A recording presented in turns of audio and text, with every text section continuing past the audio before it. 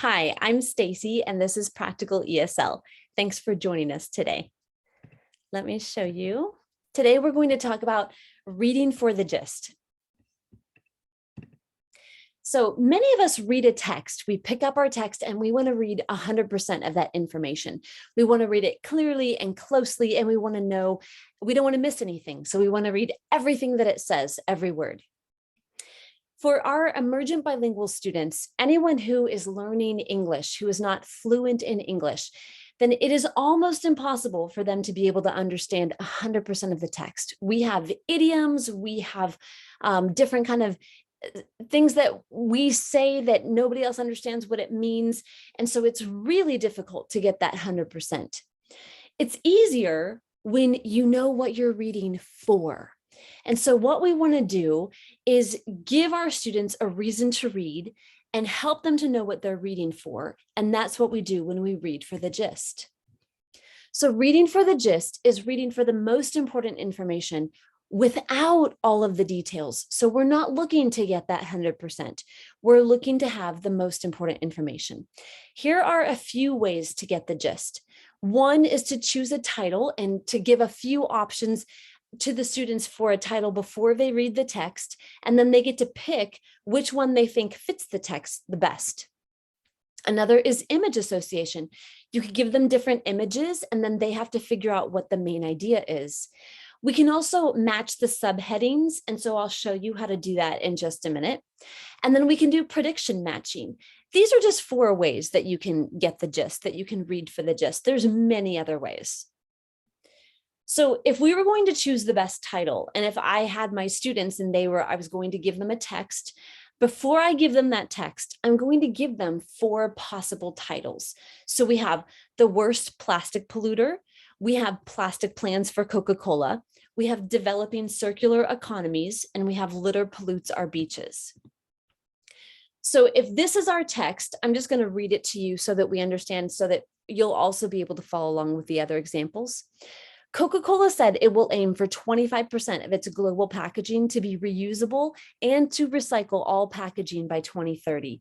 In the past, environmental groups criticized Coca-Cola for worldwide plastic pollution, and they praised the company's move. The company was the world's worst plastic polluter for the 4th year in a row in 2021, and only 16% of its packaging was reusable in 2020. Coca-Cola acknowledged that food and drink companies were responsible for much of the litter on streets, beaches, and in the oceans worldwide.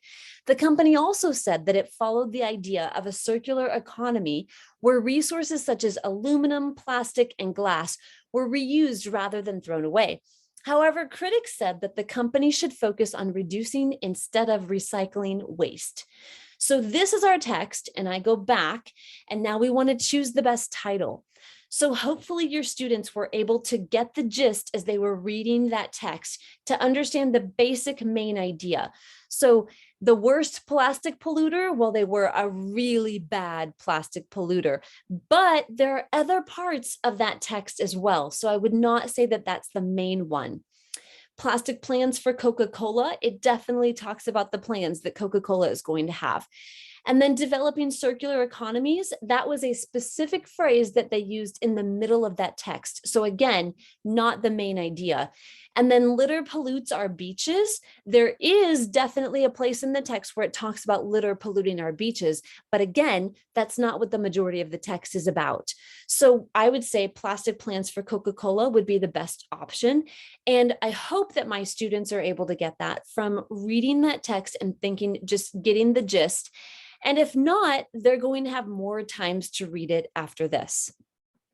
So another thing that our students could do is that when we give them the text, we could tell them, I want you to read this text and I want you to look for which of these pictures best matches the main idea of this text. So if we're looking at the one for Coca-Cola and the bottle and how it's recycling, this is what the text is about. There are water bottles, Coca-Cola bottles, and other bottles that are polluting the ocean, but that is not that's not what the whole text is about. It is about Coca-Cola, but Coca-Cola could cover many different topics. And so this one is, we want to show our students that we want them to be more specific in what this specific text is about.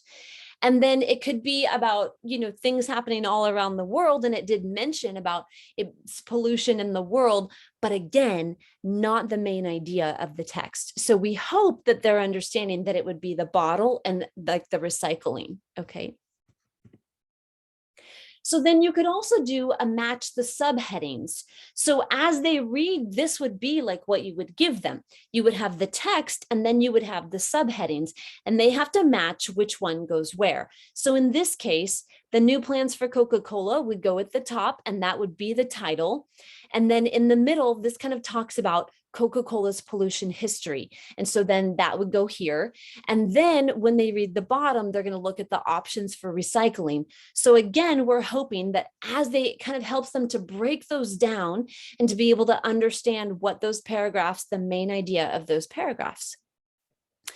So before we gave them the text, we could also give them the title, Plastic Plans for Coca-Cola, and we could have them make a prediction. And so guess what you think this text is going to be about before you have read it.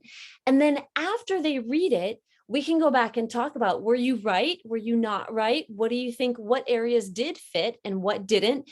And just to have a talking point. But again, it helps them to have a reason to read that text. And again, it doesn't require them to read 100% of the text. So the gist is not the end. It's not the last time that you read the text. It's the first time that you read the text. It's that first read. It's a quick read, a glance, a skim. That's what reading for the gist is. It prepares our students for the next read so that they will be able to get more details. So what we want to do is provide them with an opportunity to read that is really low stress, and it allows them to look at the main things happening without getting 100% of the information. That is reading for the gist. I hope that you find this useful. I hope it's possible you would even find this useful in a gen ed classroom. And so thank you for joining me today, and I'll see you next time.